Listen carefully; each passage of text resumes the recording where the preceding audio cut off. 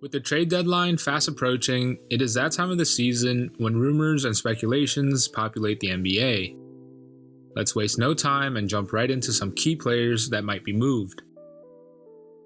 First off, let's talk about Kyle Kuzma and the Lakers. After a rather productive sophomore year playing under LeBron, this season hasn't really panned out the way the fans expected from Kuzma, with his numbers declining as well as his PER sitting at a career low of 10.7. On top of the drop-off in production, Kuzma's trainer publicly dissed LeBron. This immediately triggered trade speculations as many believed the GM would be content in shipping off Kuzma. Now, I personally don't think Kuzma should be traded, nor will he be, as he is still a very good asset for the Lakers, being the only young piece that the Lakers were able to keep in the trade for Anthony Davis. And with Davis on the team as the primary power forward, Kuzma's minutes and touches have all decreased, which mainly explains his seemingly lack of production. But that's not the point. If Kuzma were to be traded, where would he go? One possibility that has been floating around for a while now is a trade to the Kings for Bogdan Bogdanovic. Bogdan has had a great season coming off of the bench in Sacramento and has shown what a versatile role player he is. He would fit in perfectly next to LeBron as a reliable spot-up shooter while also being able to create his own shots when necessary. With the Kings giving a long-term commitment to Buddy Hield and reports of Bogdan being unhappy of coming off the bench long-term, this trade seems to make a lot of sense for the Lakers to try and pull the trigger. However, this trade would be very tough for the Lakers to pull off as Kuzma's salary doesn't match Bogdan's, meaning a straight-up swap could not occur. If the Lakers are willing to put something on the table for the Kings, it will no doubt be very interesting. Next, let's talk about the potential trades for the Detroit Pistons, namely Derrick Rose and Andre Drummond. With Blake Griffin undergoing knee surgery, sidelining him for the rest of the season, and Reggie Jackson having already missed a majority of this season, the Pistons have been struggling this year. I think the best option for them now is probably to tank while acquiring as many young pieces as possible.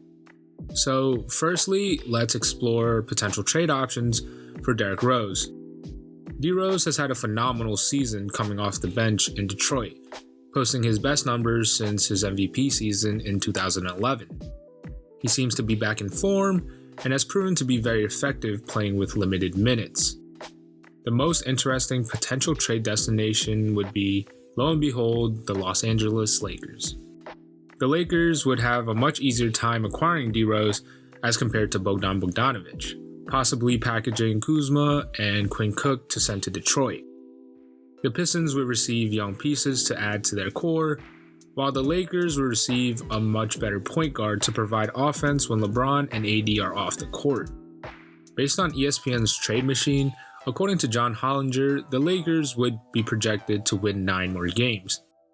D-Rose could be the piece of the puzzle that allows the Lakers to actually win it all this year. Now, moving on to his teammate Andre Drummond, I think Drummond is a very overlooked star in the league, and if moved to the right place, he could very much thrive. The first potential trade destination is to the Toronto Raptors. The Raptors have been holding their own after the departure of Kawhi Leonard in the offseason, with the help of all-star level production from Pascal Siakam. Although the Raptors have been very solid this season, remaining in the 3rd seed in the Eastern Conference, they could definitely use an upgrade at the center position, seeing how Marc Gasol is posting some of the lowest numbers in his career. By trading Marc Gasol, Terrence Davis, and a first-round pick, the Pistons would receive well-needed young talent, while the Raptors could easily solidify themselves as the best defensive team in the league. Drummond's presence in the paint on offense would also help space the floor for Toronto, who are the 3rd best three-point shooting team in the league. Drummond could be the missing link that allows the Raptors to be legitimate title contenders.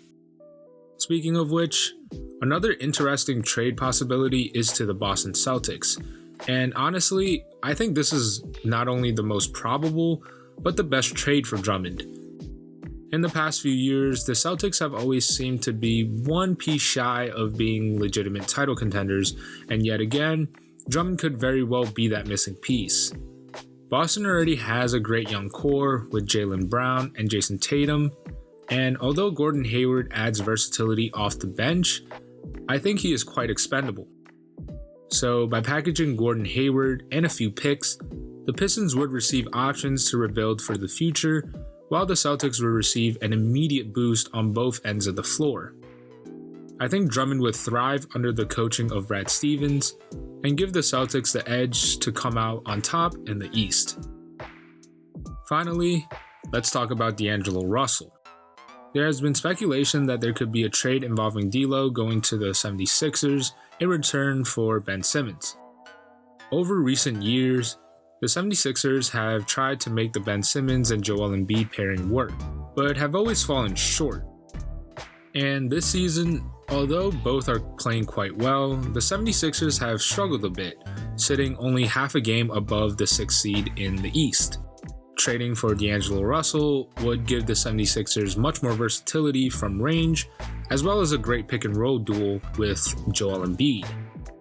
However, on the other side of things, if Ben Simmons were to be traded to the Warriors, once Steph and Klay return from injury, the Warriors might just be the best team in the NBA again.